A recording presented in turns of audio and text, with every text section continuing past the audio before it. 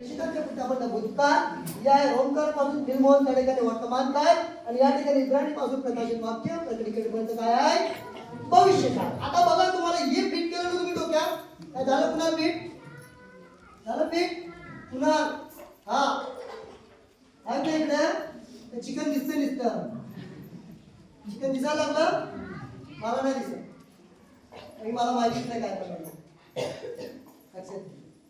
आता आपण बोलतो येशूला बसलेला पटक्याने मला आरोग्य मिळाला. येशया 53:5 मध्ये आहे की नाही भूतकाळ आपल्याला वापरायचं आहे. अरे बोला ना का बोलता. आणि जर आपण बघायला गेलो तर 2 पत्र अध्याय 2 वचन 24 काढू नका त्याच्यात दिलेलं आहे येशूला बसलेला पटक्याने कबूल केला.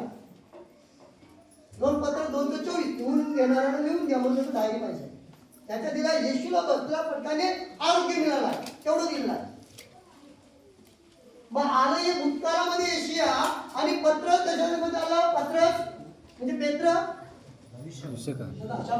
कोणतरी बोलतात हे काय आलं मग इथे काय आहे. मग तुम्ही हे आणि हे का बोलता. तुम्हाला कोणी मूर्ख केलं चुकीचा सुसमाचार.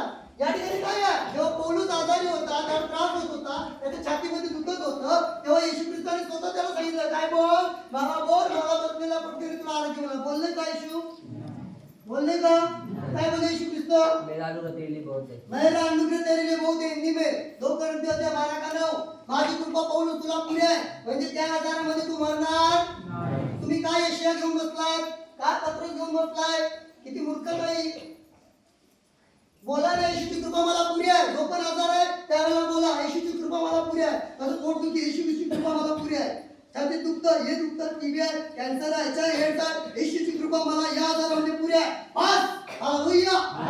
कुठली चिंता आहे कुठली समस्या आहे कसली काय त्रास आहे शारीरिक मानसिक भावनात्मक अरे आजार आहे येशूची कृपा मला पुरी आहे.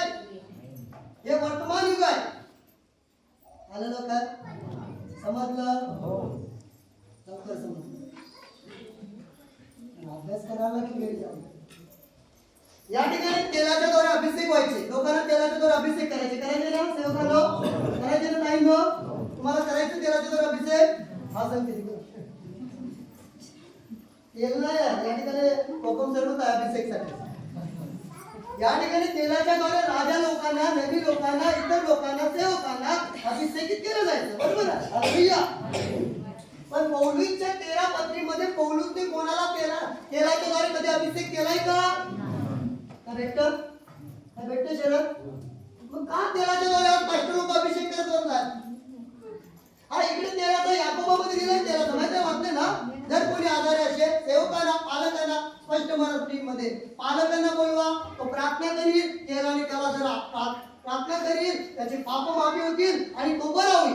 बरोबर आहे